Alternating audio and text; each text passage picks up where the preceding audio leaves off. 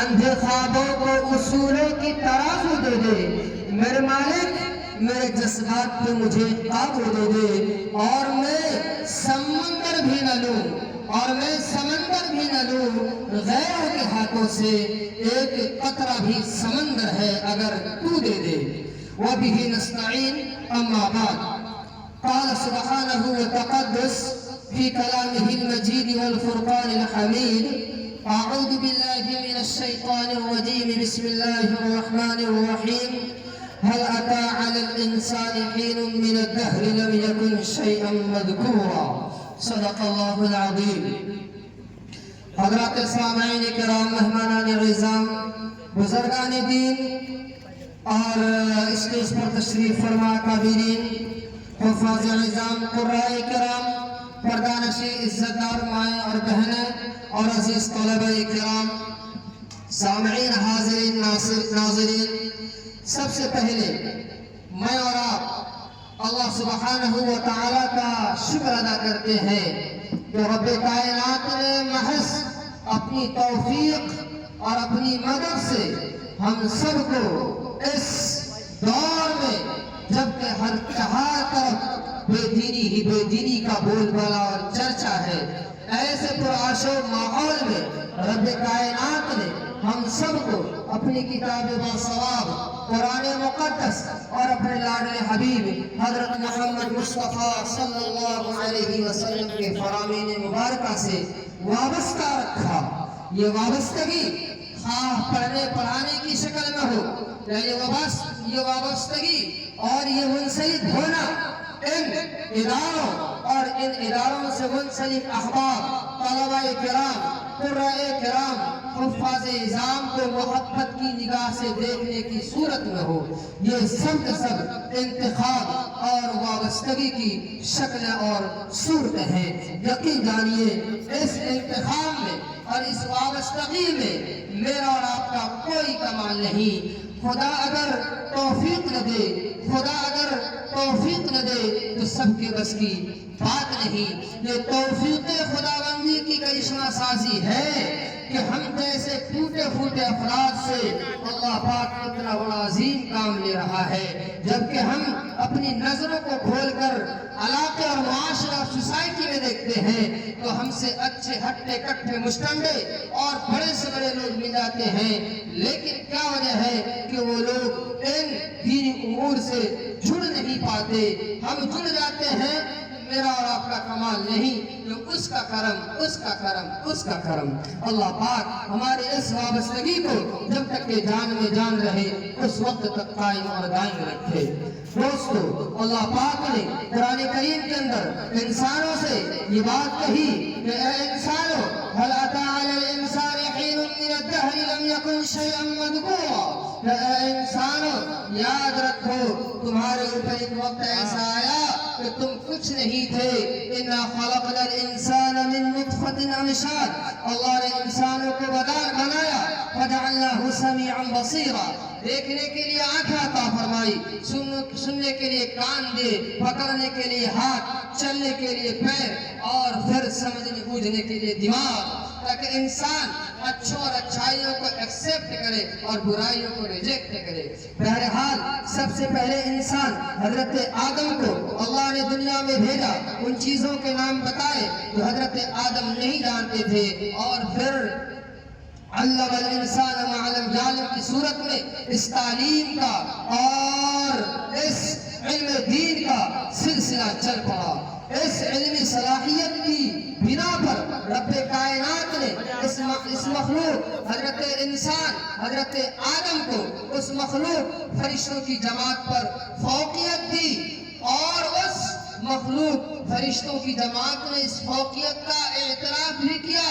بڑی الفاظ کہ سبحانک لا علم لنا، کہ رب کائنات تو ہی سب کو جانتا ہے۔ اس کے بعد اللہ پاک نے تمام ذریت آدم کو دانائی عقل مندی دی اور عہد لیا کہ لوگوں بتاؤ الست بربکم، I am not your Lord، میں تمہارا پروردگار رب نہیں ہوں۔ سب نے کہا بھلا کیوں نہیں، آپ ہی تو ہمارے رب، آپ ہی تو ہمارے سب ہے۔ اس رب کی ربوبیت کو بتانے کے لیے، اس اللہ کی الوہیت کا اقرار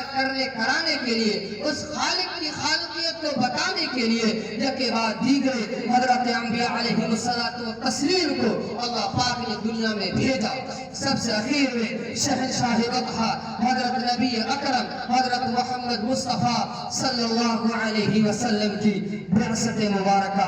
ہوتی ہے، اور بعثت مبارکہ کے بعد منصب نبوت پر فائز کیا جاتا ہے۔ نبوت ملنے کے بعد سب سے پہلی وحی، سب سے پہلا حکم آتا ہے کہ اے نبی جی اقرأ بسم ربک الذی خلق، پڑھیے اس رب کے نام سے۔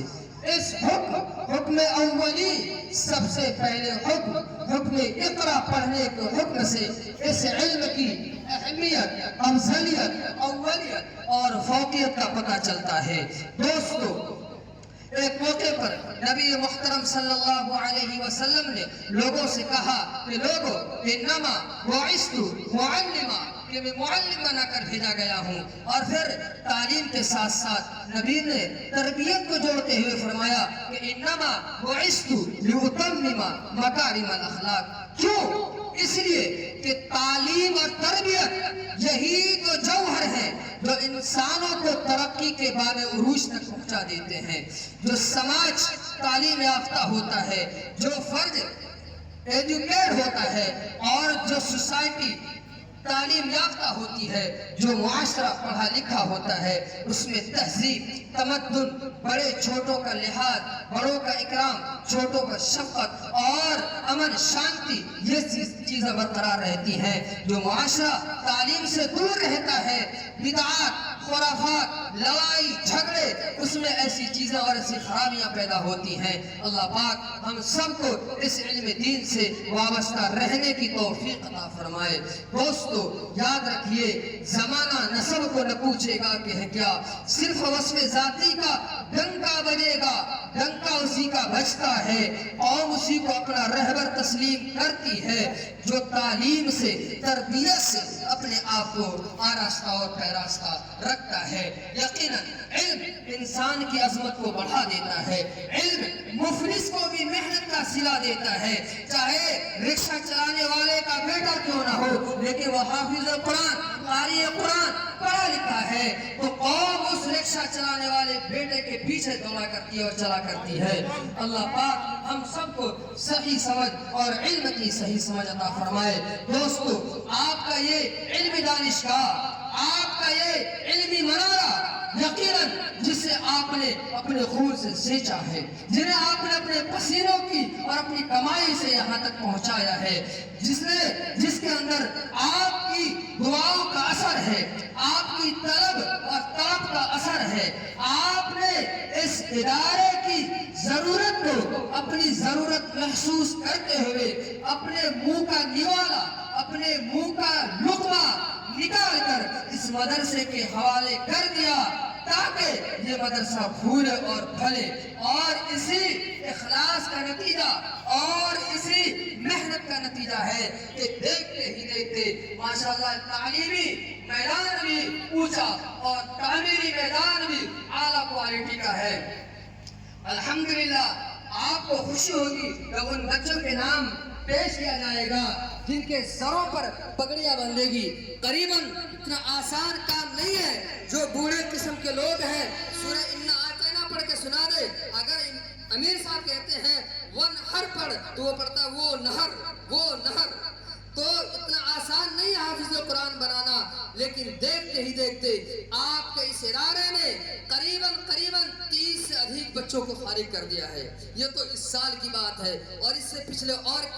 اس سے پچھلے پروگرام ہوا تھا جب 27 بچے تھے، اس سے پچھلے اور نہ معلوم کتنے بچے فارغ ہو گئے ہوں گے۔ یقیناً یہ سب آپ کی محنتوں کا، آپ کی دعاؤں کا اثر ہے۔ اللہ پاک آپ کو ضرور بھی ضرور اس کے ثواب میں پورا کا پورا شامل کرے گا۔ آپ خالی ہاتھ نہیں جائیں گے، چاہے اولاد آپ کا ساتھ دے یا نہ دے، گھر بار آپ کا ساتھ دے یا نہ دے، لیکن جب یہاں سے آپ جائیں گے اور آنکھیں بند ہوں گی، یہ ان حفاظ کرام کی پگڑی کہے گی اللہ سے کہ ربا ان کے سروں پر ہمارے سروں پر جو یہ پگڑی سجائی گئی ہے حفاظ کرام کے نام پر جو دستار بندی کی گئی ہے اس دستار بندی میں چاونڈی کے لوگوں اطراف کے لوگوں کا خون شامل ہے پسینہ شامل ہے کمائی شامل ہے رب ان کو نہ چاہتے ہوئے پھر بھی جنت میں ڈال دے یہ بہت بڑا سودا ہے اللہ ہم سب کو صحیح سمجھ عطا کرنے کے ساتھ ساتھ ان کی صحیح معنی میں تربیت کرنے اور زیادہ اپنے آپ کو اس سے مناسبت رکھنے کی توفیق عطا فرمائے دوستو آئیے اس ادارے کو جس کو آپ نے بہت سیچا ہے محنت کی ہے کوشش کی ہے اس ادارے کے بچوں نے سوچا کہ جاتے جاتے ہم ہمارے ان محسنین معاونین کہ جنہوں نے ہمیں ہر وقت یاد کیا انہیں کچھ سنا کے جائیں کچھ دکھا کے جائیں کچھ بتا کے جائیں تاکہ ان لوگوں کو ان معاونین کو یہ خیال رہے کہ ہم نے جو محنتیں کی جو پیسہ دیا جو ضرورت پڑی تو وقت دیا اور سب کچھ برابر کے شامل رہے ہماری محنت ضائع نہیں گئی اس بات کو بتانے کے لیے آپ کے بچوں نے اور آپ کے ذمہ دار نے حضرت مولانا مفتی رسم الدین صاحب نے یہ پروگرام سجایا اصلاح معاشرہ اور تعلیمی بیداری کے نام سے اور انشاءاللہ اس کے ضمن میں بہت اچھی باتیں ہم سنیں گے لیکن قبل اس کے کہ ہم ان اچھی باتوں کو سنیں اس سے پہلے ہم ہمارے چھوٹے چھوٹے معصوم بچوں کو ان پیاری زبانوں سے ان کی نکلی باتوں کو سنیں اور ان کی حوصلہ افزائی کریں یقیناً آپ کو خوشی ہوگی جب یہ بچے یہاں پر آ کر پڑھیں گے تو لیجئے بغیر کسی تاخیر کے میں مناسب سمجھتا ہوں کہ اس جلسے کی شروعات قرآن کریم کی تلاوت سے کی جائے قرآن کریم کی تلاوت کے لیے میں آواز دے رہا ہوں ایک طالب علم کو جن کا نام اسم گرامی محمد نوید محمد زبیر سرولی ہیں عزیزم آئیں قرآن کریم کی تلاوت سے اس محفل کا آغاز کریں عزیزم محمد نوید محمد زبیر قرآن کی تلاوت سے آغاز ہو محفل کا قرآن کی تلاوت سے آغاز و محفل کا اس نور سے پا جائیں ہم راستہ منزل کا الگ الگ ہے